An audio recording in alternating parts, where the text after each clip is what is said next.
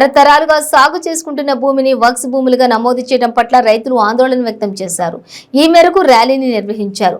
సంగారెడ్డి జిల్లా కోహీర్ మండలంలోని కోహీర్ మండల కేంద్రం బిలాల్పూర్, మాచిరెడ్డిపల్లి, పిచారేగడి, కవేలి, దిగ్వాల్ గ్రామాల్లోని సుమారు 1000 మందికి చెందినటువంటి 4000 ఎకరాల భూమి ధరణి వచ్చిన తర్వాత వక్స్ భూములుగా రెవెన్యూ రికార్డులలో నమోదైంది.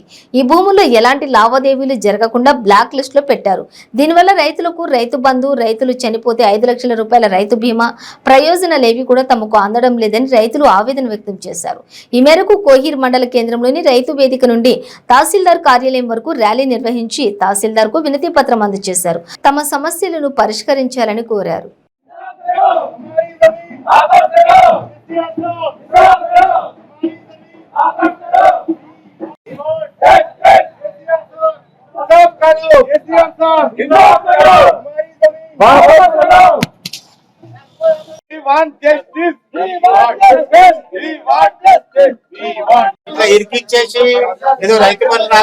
सलाम भाई तुम पकड़ो या बैनर తాత ముత్తాతల పేర్ల మీద ఉన్నాయి. అవి రీసెంట్ గా 2018 లో వర్క్ బోర్డ్ అని చెప్పి మాది బ్లాక్ లో పెట్టేసారు.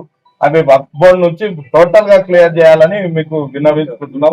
ప్రభుత్వానికి కూడా విన్నవించుకుంటున్నాం. కేసీఆర్ సార్ ఈ వర్క్ బోర్డ్ నుంచి మా భూములు క్లియర్ చేసి మమ్మల్ని అందరినీ ఆదుకోవాలని కోరుకుంటున్నాం.